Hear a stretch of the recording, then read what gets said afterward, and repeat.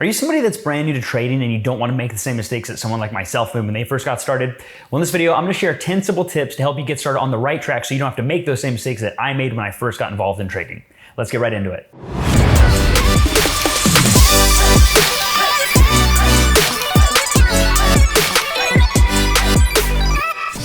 What's up, everybody? My name is Derek Alexander, and if you're like most people, you are probably interested in learning about trading, but you might be wondering where to actually start to see success. So in this video, I'm going to drop 10 simple tips that helped me get my feet wet when I first got back into the trading space, and some of the pitfalls that I made mistakes in that you don't have to make those same mistakes on, so you can learn from what I did wrong.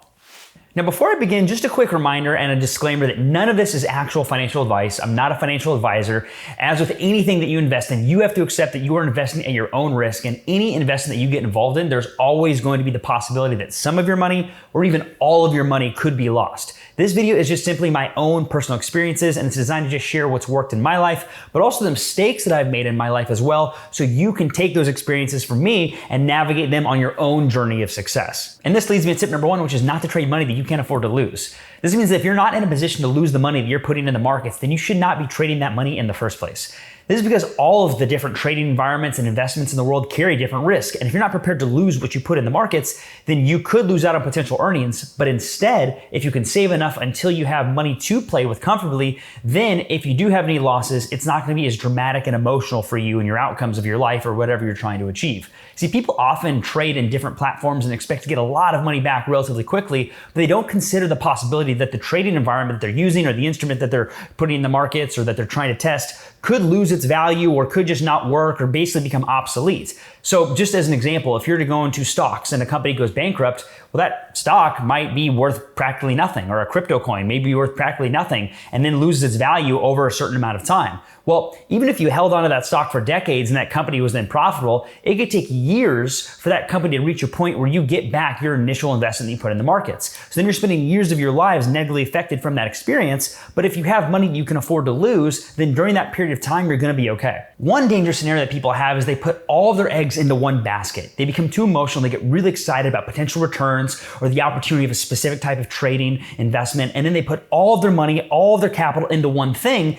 And then they have all of their emotion tied into the result of that one scenario. So if it's successful, they're euphoric. But if it's failing, they're on the edge of their seat and they're in the worst position ever. So you never want to be too bullish on any one thing, because the only thing you can really control is that things are going to change and there's nothing you can control, because life is going to change again and again and again. That's just the thing with the markets. It's always going to be different and it's always going to evolve. And your goal is to navigate through that volatility the best of your ability. The second tip is to really consider your goals and your personal risk tolerance before you get into trading at all. See, a lot of beginning traders, they should always consider what their actual goals are as well as their own risk tolerance when choosing different markets to trade. Because you have to ask yourself, what are you specifically trying to achieve with that exact trading environment? Are you looking for long-term growth? Are you looking for some immediate income? Are you looking for a combination of the two? Once you get a little bit clear on your goal, you can then begin to look at different types of investments, different types of trading instruments that are available in the world, and then you might find one that is a specific fit for you in your current lifestyle. This is where you got to take an audit of your different types of expenses you go through as well. Another important consideration is your own personal risk tolerance. I mean, how much volatility are you personally comfortable with in whatever season of your life that you're in? You know, if you're uncomfortable with a lot of movement in your own different types of finances, you may want to look at less volatile options. But if you have the stomach to weather more volatile moves at the hopes for a greater return, because maybe you have money coming in from a business or other things that you're doing, then you can do that as well. The goal should always be to get a 1x on whatever it is you put your money in. So if you put $100 into something, you let it grow to be $200. Then one option is you can pull out the initial amount that you put in, and then everything else that is accumulated from that specific trading environment, that investment, is risk-free.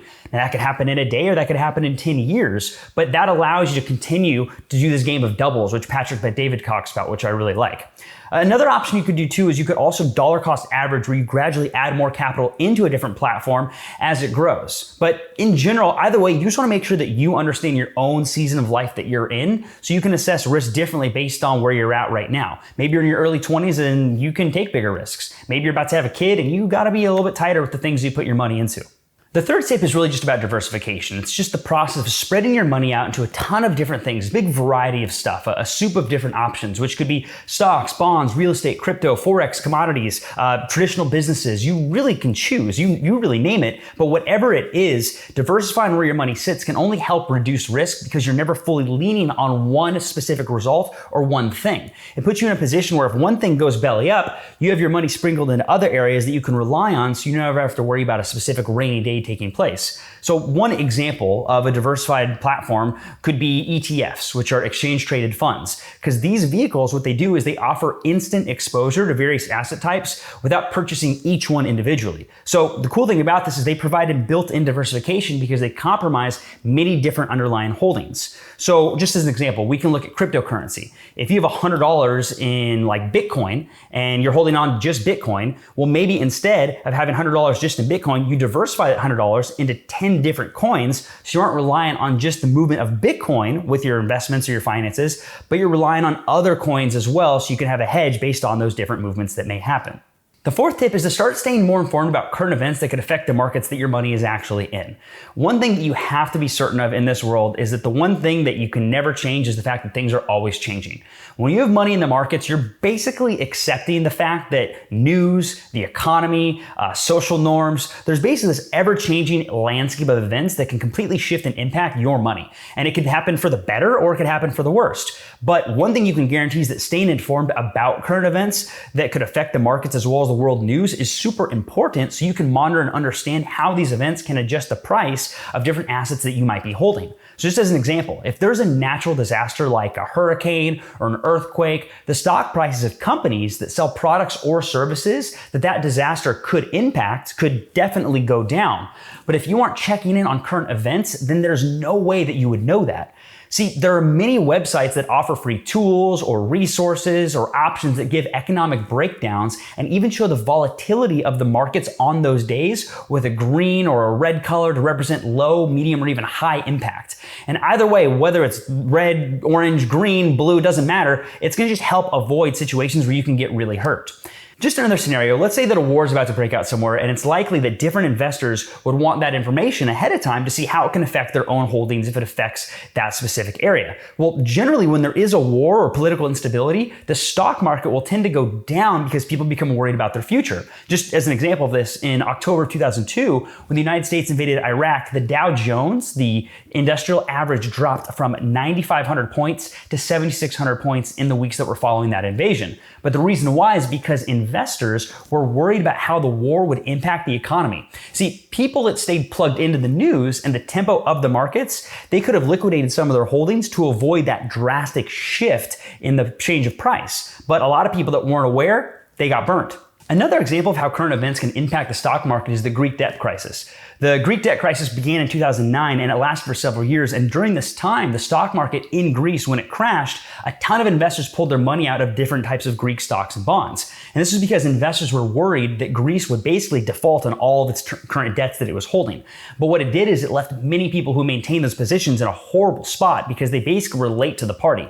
The fifth tip is just have a coach, a mentor, or a financial advisor that'll help you make different types of investment options and decisions. A financial advisor is basically just a professional who helps you make informed investment and trading options based off your own risk capital. And what they can do is they can help guide you on what different types of trading options are best for your goals and risk tolerance and kind of help you divide a specific plan to reach your own financial goals, ideally quicker than if you were to do it all on your own.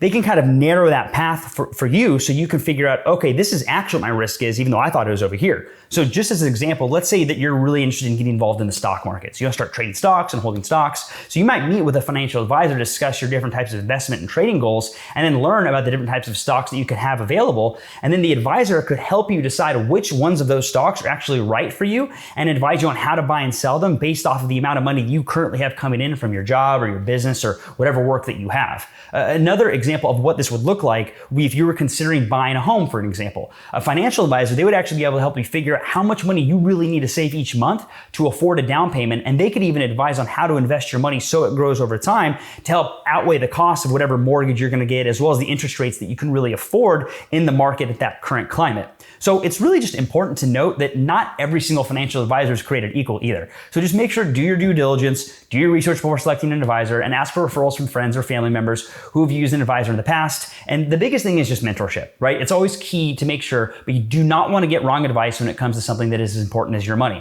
That being said, I'm not a financial advisor. I'm just sharing my own experiences and really my own failures so you can avoid some of the pitfalls that I have made over the years with my own money. My sixth tip is just to put your money in things that you know. See, when you put your money in things that you actually know, you put your faith in your own abilities and strength. This can be an incredibly important thing to do, especially if you want to be successful in a specific field, right? After all, no one really knows anything better than you about your own specific niche. So there are really a few reasons why I think it's so important to put your money in things that you know. And the first is when you know your strengths, you can double down on them, but you also then know your weaknesses. See, if you have an idea of what your strengths are, you can figure out what the competitive advantages that you have and then allocate a certain amount of time compared to the competition in your own desired market. So knowing your strengths gives you a really, really good head start when pursuing your goals, but that is not the only thing that you want. You need to have discipline and patience in what you're doing as well to get to that finish line. See, the other thing is doubling down on what you know is what makes the risks that you have inevitably take less of a risk because they become more calculated since you've already allocated a lot of time putting in the knowledge and the awareness in that specific field, where other people, they're just trusting a friend or a relative or basically just gambling. I really like this story about this specific topic, and it's the story of a woman named Sarah Blakely. And if you don't know who she was a salesperson at a door-to-door fax company. And at that fax company who was working there, she came up with the idea for Spanx, which if you don't know was a line of women's underwear that had the potential to make women feel basically thinner when they're wearing them because of the way that they are built. So Blakely had no experience in the fashion industry, but she had this vision and believed in her idea and decided to invest her own money to start the company. And the rest is basically history. Spanx is now $1 billion business, and Blakely is one of the richest self-made women in the world because she doubled down on a specific niche that she felt like she could master better than anyone else. Another great example of this is Warren Buffett, who obviously we know is a billionaire, and he's the CEO of Berkshire Hathaway, which is one of the largest investment firms in the world. And he has a lot of holdings in companies like Wells Fargo or Coca-Cola, which are huge dominant leaders in their own industries. But what a lot of people actually don't know is that Warren Buffett wasn't a millionaire himself until he was actually at the age of 30 years old. See, it took him years of discipline to compound his wealth and really double down on his decision making to start being able to reap the benefits of it. So you got to realize this stuff is not going to happen overnight, but the difference, the factor that separates everyone else is that discipline and the double down on the things that you feel like you know better than anyone else. My seventh tip is to just keep an eye on performance. If you just purchase a nice car, you would make sure its oil's good, that it's regularly changed, that it's in top tier shape, that you're getting premium gas. Well, if you park your money somewhere, you're trading money and you're monitoring your portfolio's performance, wouldn't you want to make sure that it is crucial to give yourself real-time data so you can always make the best decisions on hand to compare how things have done the last week, the last month, the last year? There's so many people that actually don't do this. They put their money in something and they don't even track it to see how it's performing. There's really ultimately three reasons why keeping an eye on your portfolio's performance is just so essential. And the first is if you're not aware of how your money is performing, you won't be able to make necessary adjustments to be able to change it if it's not going the direction that you want. The second is if you're not monitoring your own portfolio, then you can miss out on opportunities to maximize on your returns from other options that may come your way in life. And lastly, by keeping a track record of how your portfolio is performing or how your money's working in the markets, you'll be able to identify any potential red flags that can happen early on so you can take corrective measures and avoid those situations. There are a few ways to monitor a portfolio's performance, but one way is to look at your own account statements and just track the changes in your accounts and your balances over time. You can use online tools or apps to track your portfolio as well, but what's really most important is that you always know what is the percent gain or loss on a weekly, monthly, and annual basis. That way you have a baseline to compare, so when you see other platforms out there, you can see how yours is doing and see if it maybe makes more sense to pivot somewhere else. My eighth tip is to pay attention to hidden fees. When it comes to putting your money in different platforms, fees are one of the most important factors that you really want to pay attention to, and a lot of times they are really underlooked. See, different types of platforms come with different types of fees, and it's essential to be able to be aware of what those fees are so you can make smarter choices with where you park your money. One example of how fees can kind of come out of nowhere is when you put your money in, let's say, a mutual fund, all right? So you likely have an annual fee with a mutual fund that hits every single year called an expense ratio. This fee that they have paid for the management and the administration of the fund can range from 0.5% to 2% or even more. And these fees can quickly eat away at your profits if you're not careful. So just be cognizant, be aware of when you have your money in different things, what are the different ratios of fees? Because a lot of times people will leverage those fees to be able to try and win in the markets. So it's just essential that you do your research before putting your money in any platform and find the ones that have the lowest fees possible. A lot of online resources can help you do this. They'll make you be in just a safer position, so you know that you're not having someone that's basically just skimming off the top, but someone that actually is being rewarded for the work that they provide. So when it comes to individual stocks, as an example, there's a variety of different fees that you need to be aware of. So one is a broker charge, which is like a commission each time that you buy or sell any type of stock. The commission, it can range from $5 to even $10 a trade. So you want to make sure that you have a broker or someone that offers a lower commission, a lower spread. The other thing you want to be aware of is what's called the bid-ask spread. So when buying different types of stocks or trading platforms out there, they will have what is a difference of price that someone is willing to buy, as well as the actual price that someone is willing to sell that stock. So the price that is being bought is the bid, and the stock that is being sold is the ask. You want to make sure that the price of the ask is always higher than the price of the bid. So if you want to buy stock, you'll need to pay more than the current asking price. A lot of opportunities will offer fees only on the profits that are made, which I think is a good idea because then it incentivizes performance and growth, and both parties get a win-win. You only win if the trading environment wins, and the trading environment only wins if they do a good job. So just be aware of the different fees that come with different options and know that they're not all created equal and they're not all the same.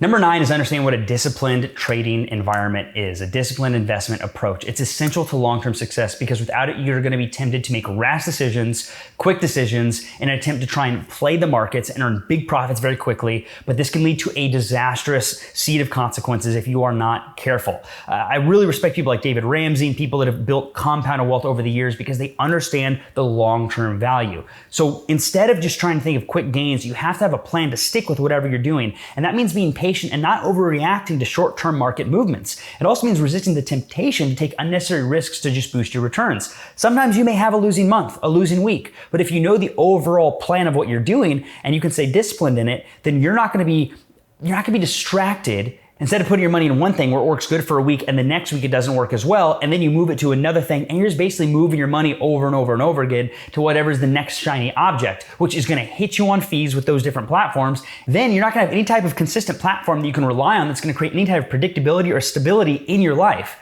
So just remember, tomorrow is always another day in the markets, and it's better to be around another day than play that risky game and lose your shot at having any tomorrow at all. Okay, my final tip, number 10, is to have patience and do not try and time the market. Trying to time the market can often lead to a poor decision and ultimately cost a ton of money. It is really human nature to want to be able to get in at the perfect right time, forget logic, just follow your emotions when you think you have some type of amazing insight or some special advantage with trading. But the truth of the matter is, it is better to earn less money long-term than risk earning a ton of money or even losing it short-term.